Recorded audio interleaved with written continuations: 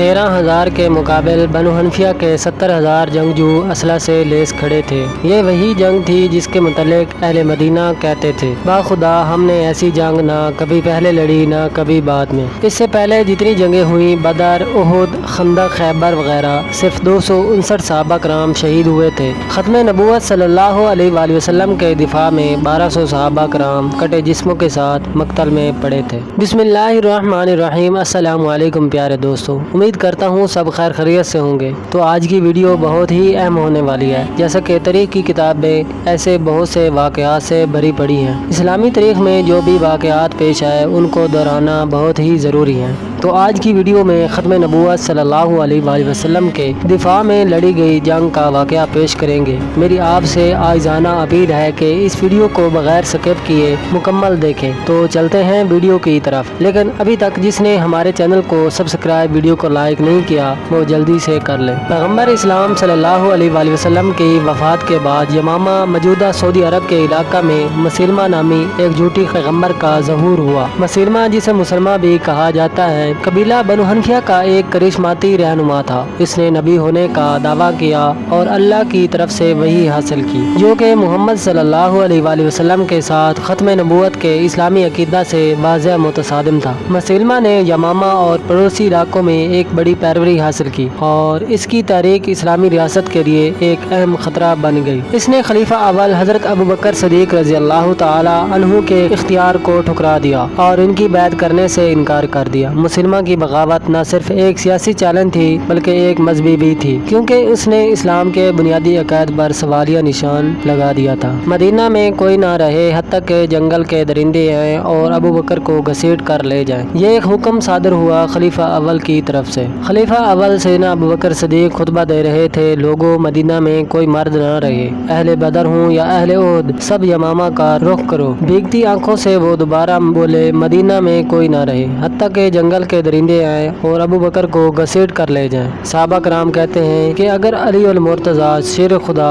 سیدنا ابوبکر کو نہ روکتے، وہ خود تلوار اٹھا کر یمامہ کا رخ کرتے۔ حضرت ابوبکر صدیق رضی اللہ تعالی عنہ نے بغاوت کا جواب خالد بن ولید رضی اللہ عنہ کی قیادت میں مسلمہ اور ان کے پیروکاروں کا مقابلہ کرنے کے لیے ایک بڑی فوج بھیج کر دیا۔ مسلم فوج نے یمامہ کی طرف کوچ کیا اور دونوں فوجوں میں زبردست لڑائی ہوئی۔ یمامہ کی جنگ 632 عیسوی میں ہوئی۔ مسلم فوج تعداد اور تربیت میں برتر تھی، لیکن مسلمہ کے پیروکار سخت وفادار اور پرعزم تھے۔ لڑائی شدید تھی، دونوں فریقوں کو بھاری نقصان اٹھانا پڑا۔ مسلمہ نے خود بھی بہادری سے مقابلہ کیا۔ جنگ یمامہ مسلمہ کذاب کے دعویٰ نبوت کے نتیجہ میں لڑی گئی، جہاں 1200 صحابہ کرام کی شہادت ہوئی۔ ان میں 600 صحابہ کرام ایسے بھی تھے جو کامل حافظ قرآن تھے، اور اس جنگ میں 27,000 کفار واصل جہنم ہوئے اور اس فتنے کو مکمل مٹا ڈالا۔ 13,000 کے مقابل بنو حنفیہ کے 70,000 جنگجو اسلحہ سے لیس کھڑے تھے۔ یہ وہی جنگ تھی جس کے متعلق اہل مدینہ کہتے تھے، باخدا ہم نے ایسی جنگ نہ کبھی پہلے لڑی نہ کبھی بعد میں۔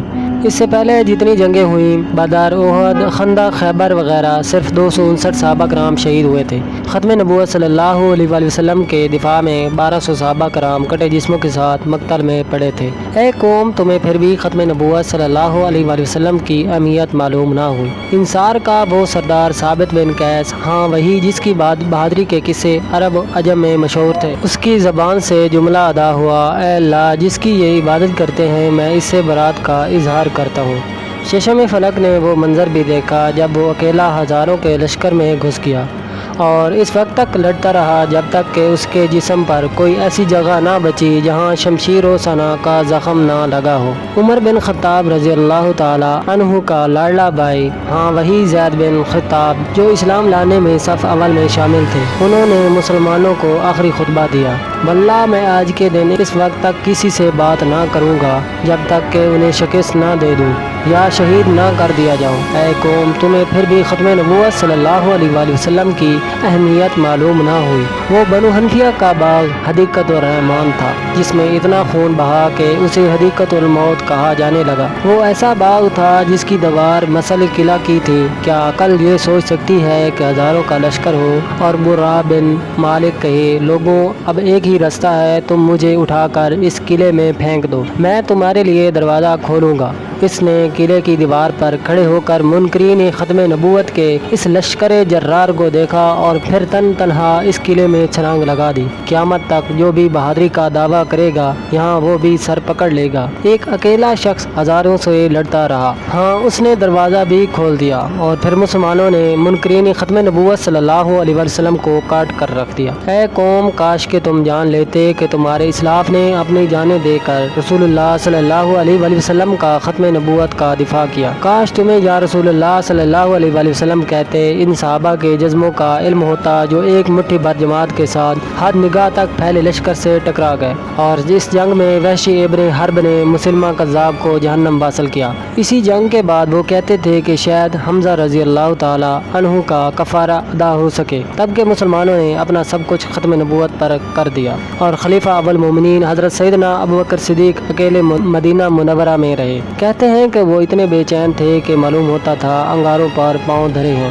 مسلمہ اور اس کے پیروکاروں کی شکست نے بغاوت کا خاتمہ کیا۔ مسلم فوج نے مسلمہ کے بہت سے پیروکاروں کو گرفتار کر لیا جنہیں بعد میں مدینہ واپس لایا گیا اور ابو بکر رضی اللہ تعالی عنہ نے معاف کر دیا۔ یمامہ کی جنگ اسلامی ریاست کے استحکام میں ایک اہم سنگ میل تھی جس نے چیلنجوں اور خطرات کے مقابلے میں مسلم کمیونٹی کے عزم اور طاقت کا مظاہرہ کیا۔ اے مسلمانوں، تحفظ ختم نبوت کے جہاد میں اپنا اپنا کردار ادا کرو تاکہ قیامت کے دن خاتم النبیین صلی اللہ علیہ وسلم کی شفاعت نصیب ہو۔ آخر میں میری آپ تمام دوستوں سے التماس ہے کہ صحابہ کرام رضی اللہ تعالی عنہم اجمعین کی اس داستان عشق و قربانی کو تمام مسلمانوں کے سامنے رکھنے کی غرض سے اس ویڈیو کو آگے منتقل کرنے کے لیے اپنا کردار ادا کیجیے۔ اگر آپ ایسی مزید ویڈیو دیکھنا چاہتے ہیں تو ہمارے چینل سے جڑے رہیں، اس چینل کو سبسکرائب، ویڈیو کو لائک کر دیں۔ تو ملتے ہیں نیکسٹ ویڈیو میں، تب تک کے لیے اللہ حافظ۔